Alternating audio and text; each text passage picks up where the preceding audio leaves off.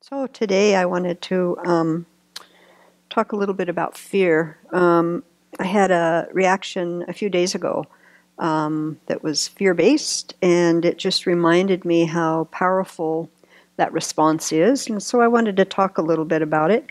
So there's really two types of fear that we experience. One is a wisdom fear, and then one is an afflicted fear. And the one I had the other day was a very afflicted fear. So it's associated with panic and anxiety, worry, distress. And when we're in this state, it feels quite uncomfortable, and it's often based on exaggeration, and it often leads to impulsive actions.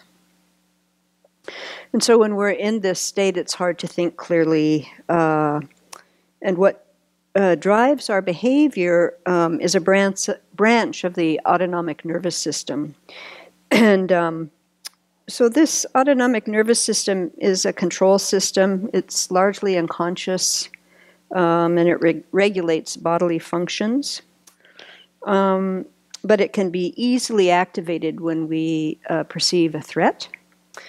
And it was it evolved over time, ages ago, to help us survive threatening experiences. So, the cave people that were running around trying not to be eaten by saber-toothed tigers. It evolved from that.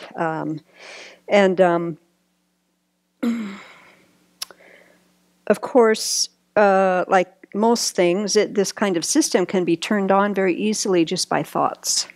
And that's generally how we experience these, unless, of course, you're in a car and somebody runs a stop sign and boom, you act very quickly, you don't even think. That's the autonomic nervous system. It's a self-preservation response. So it's kind of interesting to look at these. There's two branches to the autonomic nervous system. One is the sympathetic nervous system, and the other is parasympathetic. So they're kind of opposite responses.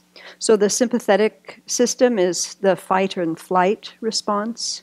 So anytime we get scared, we want to either run or fight. And this response actually is kind of hardwired in our reptilian brain, and it's kind of to the death. We feel like we are going to die. It's that kind of a response. And then the parasympathetic, which is the opposite one, is called the rest and digest response.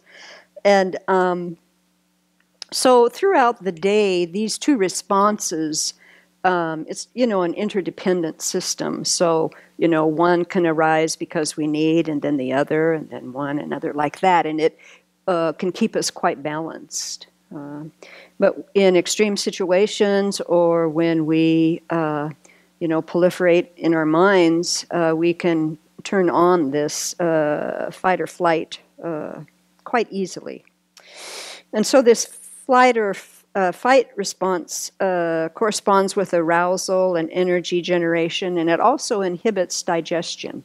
So when we're very anxious or fearful, our digestion stops. So if you run some low-level anxiety, often that can then affect your ability to process food and how you process it, how slow it processes, actually.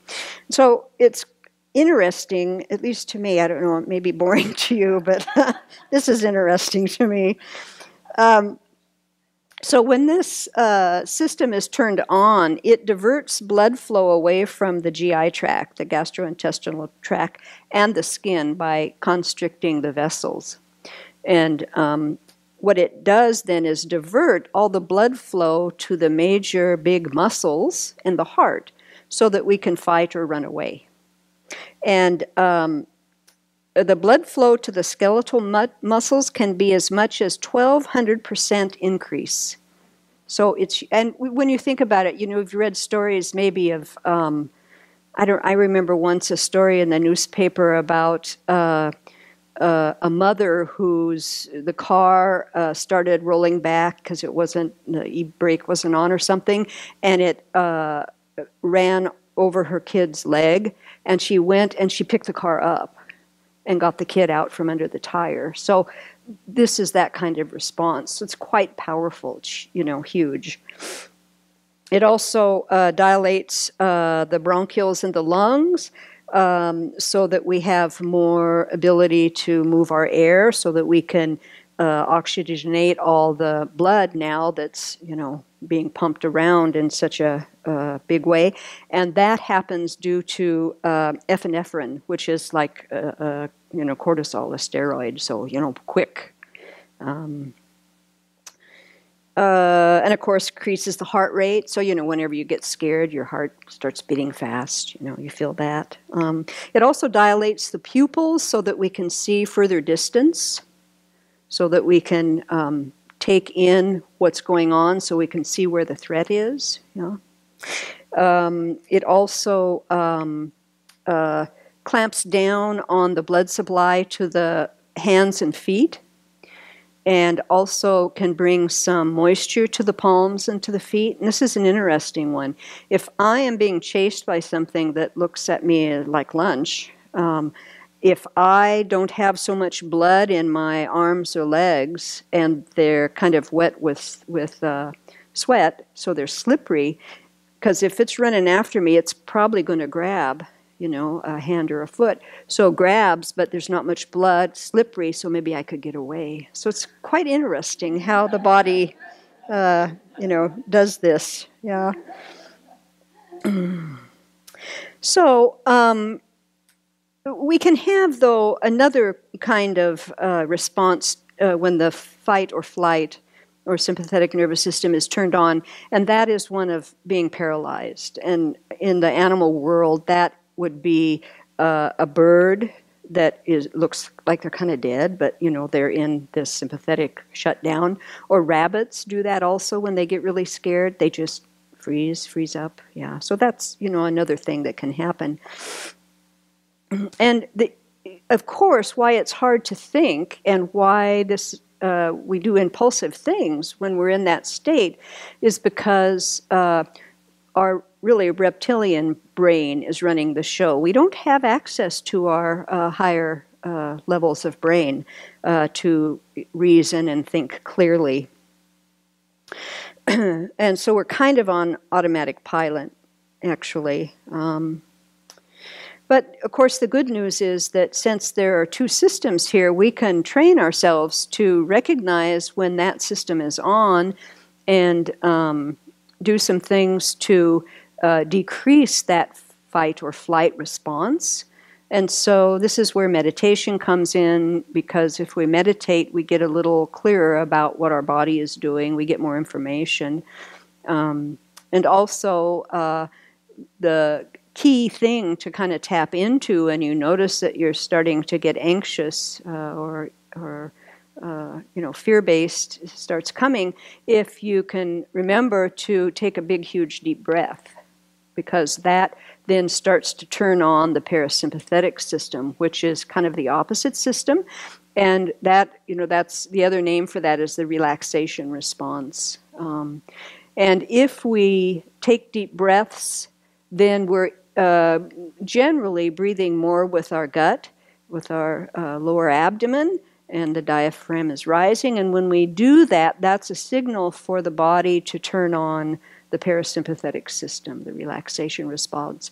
That turns on peristalsis in the gut, calms our breathing down, opens up our blood vessels throughout the body, and, you know, we just get more relaxed. And so we can kind of use that mechanism to try to balance and moderate our responses, especially that first fight or flight response, so that we can get a handle on our brain and start, you know, using our mind so that we can look at how we are exaggerating the situation, how we can, you know, turn the mind and make you know, coherent thoughts, and then, you know, speak in a kind way, etc., so that we kind of, you know, modulate how we respond and turn off that fight or flight system. Because of course, you know, it's good to have that fight or flight system, but it's really designed, when we are actually, being threatened by death. So to start working with realizing that, when it's okay to it turns on and when we don't need to turn it on. So now we're kind of getting into our habitual patterns and our thoughts, and also kind of our triggers and the experiences that we've had in the past that maybe harmed us. Something similar comes again now, and we get into that same response. And so we want to dismantle those so that we don't have the same response. It's not easy, I will say. It takes some time, but we can do it. And I think the first step of it is to stay kind of in tune with what our body's doing. And this, especially, I don't know in other societies, but in this country here, it's like we have to respond immediately. There's something about this society where somebody comes up with someone asks something, somebody whatever. It's like you have to respond immediately. And, it's okay to challenge that. We don't have to respond immediately. We can say, I need to think about this, But boy, that is not something that I don't think we use very much. I don't anyhow. Do you all? Is that something that you use very much? Yeah, it's like, I don't even think about that. So again, maybe that comes back to, we have our sympathetic nervous system, cranked up a little too much. So, and then the other thing, you can get proactive with this. If you know that you're going to have a difficult conversation, or there's a situation where you know that it could be a triggering situation, that you keep one part of your mind focused on how you're breathing. Because if you start breathing fast, you know that your sympathetic is coming on. So you can slow that down with slow, deep breaths and calming, the body and relaxing the muscles, all these different things. So it's just one other little piece to how we can manage our minds that go all over the place. Yeah. So may we try to manage our minds with kindness and compassion, and only use the sympathetic nervous system for those times when we really are in danger.